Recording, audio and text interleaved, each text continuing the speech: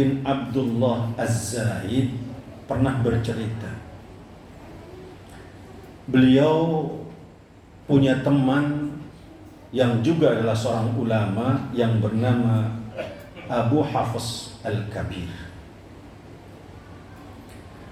Ternyata Abu Hafs Al-Kabir umurnya lebih pendek dibanding Syekh Muhammad bin Abdullah Az-Zahid. Dan ketika Abu Hafs meninggal dunia, Az-Zahid ikut mensolatkan dan kemudian mengantarkan sampai ke kuburnya. Kata Az-Zahid, setelah saya menguburkan teman saya ini, selama 8 bulan saya tidak pernah ziarah ke kuburannya. Maka setelah sekian lama, setelah 8 bulan ini, saya kemudian teringat akan saudara saya yang sudah meninggal ini. Kemudian saya bermaksud ingin berziarah ke kuburannya, yaitu kuburan Abu Hafs Al-Kabir. Ternyata ketika kami baru berniat untuk berziarah ke kuburnya, di malam harinya ketika Az-Zahid sedang tidur, kata beliau, saya kemudian bermimpi bertemu dengan Abu Hafs Al-Kabir. Karena saya ketemu, saya kemudian melihat wajahnya ada perubahan. Kata beliau, wajah Abu Hafs Al-Kabir pucat pasi. Betul-betul berubah wajahnya. Kemudian kata Az-Zahid, saya sampaikan salam kepada Abu Hafs dengan ucapan Assalamualaikum. Tapi Abu Hafs terdiam, sama sekali tidak menjawab. Maka saya sampaikan sekali lagi, masih juga terdiam sampai 3 kali. Abu Hafs sama sekali tidak menjawab salamku. Maka aku bertanya, kata Az-Zahid, lima lam tarad Assalamu alaikum. Wahai Abu Hafs, kenapa engkau tidak menjawab salamku? Abu Hafs kemudian menjawab, Raddas salam ibadah wa nahnu maqtu'un 'anil ibadah. Menjawab salam itu adalah ibadah, sedangkan kami orang yang sudah meninggal dunia terputus dari semua bentuk ibadah. Faqultu, maka Az-Zahid kemudian bertanya, Maliyala araka mutaghayyirul wajh. Saya melihat wajahmu kok sekarang berubah. Yang dulunya gagah, ganteng, menarik, sekarang pucat pasi. Apa yang menyebabkan kau ada perubahan wajah seperti itu? Abu Hafs kemudian bercerita, wahai Az-Zahid, kata Abu Hafs, ketika engkau mengantarkan jenazahku ke liang kubur dan engkau meletakkan aku di dalam kuburan itu, saat itu juga sudah berdiri seorang malaikat di atas kepalaku. Dan ketika engkau menutup kuburku, kemudian meninggalkanku, saat itu juga malaikat tadi mengatakan,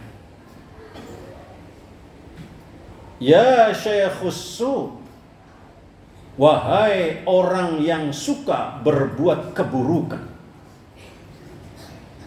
Ketika mengatakan itu, kemudian malaikat ini menghitung seluruh amal burukku, menghitung dosa-dosaku, dan menghitung keburukanku. Maka malaikat itu kemudian memukulku sehingga seluruh badanku seperti terbakar oleh api. Panas semua dan gosong semua setelah dipukul oleh malaikat itu. Belum juga kembali. belum juga hilang rasa panasnya tadi setelah dipukul oleh malaikat, ternyata kuburan mengatakan, kata kuburan, apakah engkau tidak malu kepada Tuhanku? Engkau adalah orang alim, tapi perbuatan dosamu sangat banyak. Maka kemudian kuburan itu menghimpitku berkali-kali, kata Abu Hafs, sehingga tulang belunaku bercerai berantakan. Terus disiksa dan disiksa setiap hari tanpa henti. Kemudian ketika datang Hilalu Sya'ban, datang bulan Sya'ban, ada suara tanpa rupa dari atas kepalaku dan mengatakan,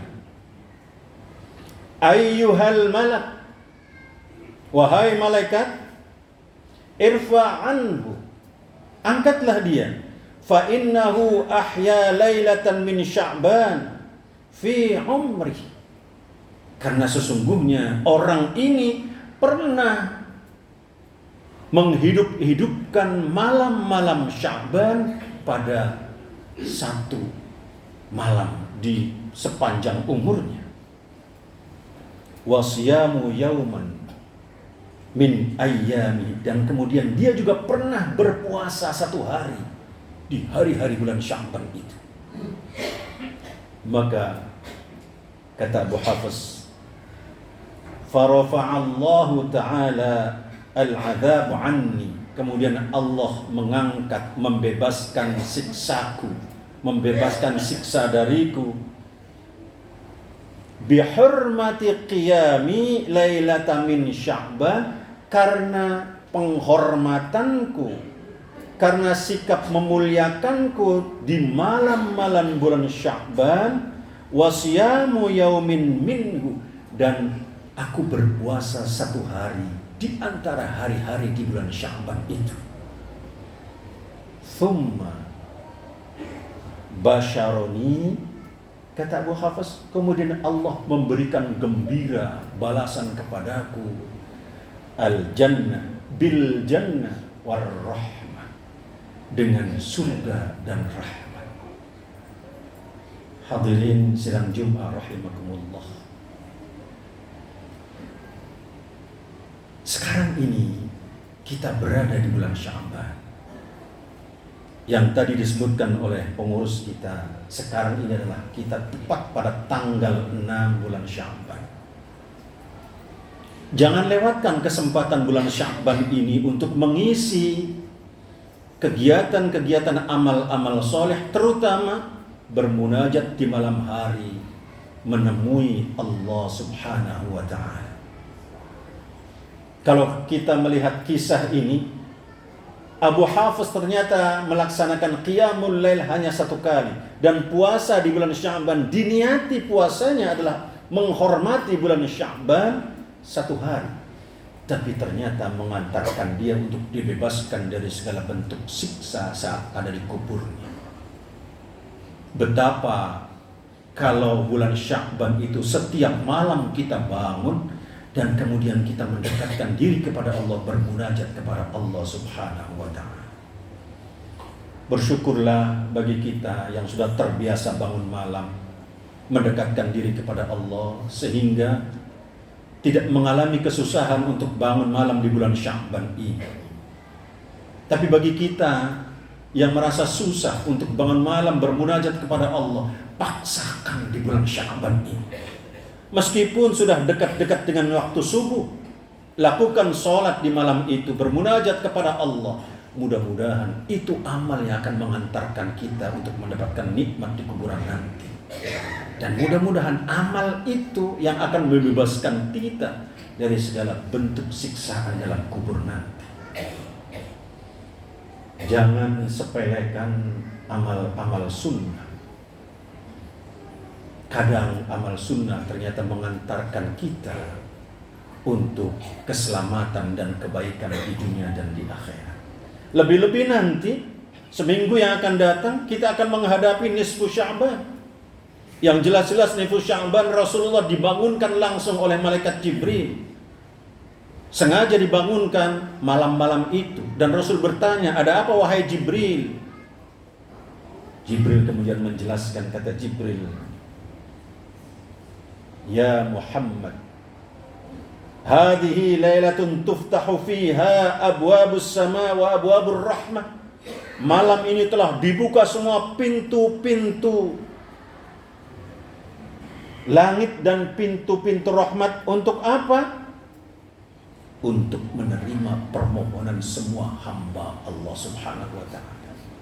Maka kata malaikat, faqum, bangun Muhammad, wasolli, solatlah malam itu, warfa' ra'saka wa yadayka ila sama. Jibril membimbing Rasulullah untuk bangun malam, solat dan berdoa kepada Allah Subhanahu wa ta'ala. Aneh dirasakan oleh Rasulullah, kok Jibril tumben-tumben membangunkan. Maka Rasul bertanya, ma hadhil lailah ya Jibril, memangnya malam apa ini wahai Jibril? Jibril kemudian menjelaskan, hadhihi lailatun yuftahu fiha 300 babin minar rahmah. Malam ini telah dibuka 300 pintu rahmat. 300 pintu dibuka untuk menerima permohonan hamba-hamba Allah Subhanahu wa ta'ala. Fayaghfirullah, kemudian Allah akan mengampuni seluruh dosa umat manusia yang malam itu minta diampuni oleh Allah Subhanahu wa ta'ala, kecuali yang syirik, yang musyrik, ahli sihir, tenung, kemudian peminum khamr dan suka mengadu domba, zina dan durhaka pada orang tua. Kata Rasulullah, ini tidak diampuni oleh Allah. Karena itu hadirin sedang Jumat rahimakumullah, kesempatan ini kita ada di bulan Sya'ban. Fasilitas Allah sudah berikan, umur kita dipanjangkan oleh Allah untuk ketemu bulan Sya'ban. Mari kita isi bulan Sya'ban kegiatan-kegiatan yang positif, yang betul-betul akan mendekatkan diri kita kepada Allah Subhanahu wa ta'ala.